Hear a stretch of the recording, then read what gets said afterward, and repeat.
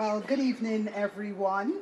It's really a pleasure, and I have to say a special thank you to Kim, because I saw, having launched Keratoconus Barbados on the February the 3rd, we saw the ad for this event, and there we are.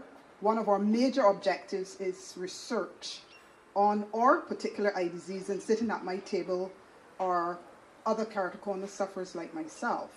I was diagnosed with keratoconus at 21 years old, and a number of us have gone through not only wearing the special lenses, but right down to the point where we had to have corneal transplants. What we're finding is that keratoconus, which is kerato, which means cornea, and conus, which means cone-like, is the front of your eye. Instead of being nice and rounded, it actually gets pointy. And instead of seeing nice and sharp, we see blurred. So our vision is blurred, we see ghosting, we see double and triple. And at night driving, for example, you see big balls of fire coming at you rather than the light of itself.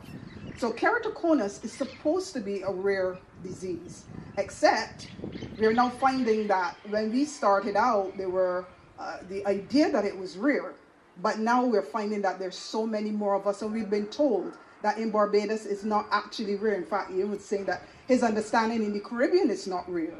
So up comes CORA, because it's not about anecdotal evidence. It's about doing the research and actually finding out not only how many of us are sufferers, but the causative factors or the environmental factors. Is it genetic? I have keratoconus, my daughter has keratoconus. Just forming the small community that we have so far, and it's growing every day, we have a family of 4 people with keratoconus. So I thank you very much for the platform that you've given us. We are very much supportive of the idea of research. We have a big goal. We want to raise $200,000 and get the QEH a tomographer, because the QEH does not have the equipment for us to test for this eye disease and to be able to monitor. We've seen children at 6 and 9 where you're supposed to be getting it more your teen years. So has something changed? What's happening?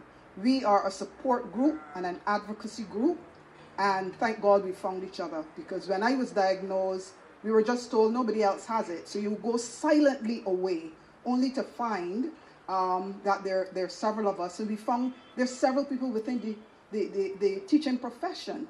So today we have Keisha, who's a teacher, Keisha Russell Graves, and we have Sandra, not a teacher, but also with keratoconus, and we are absolutely committed and absolutely thank CORA for agreeing that we will definitely work together on the research.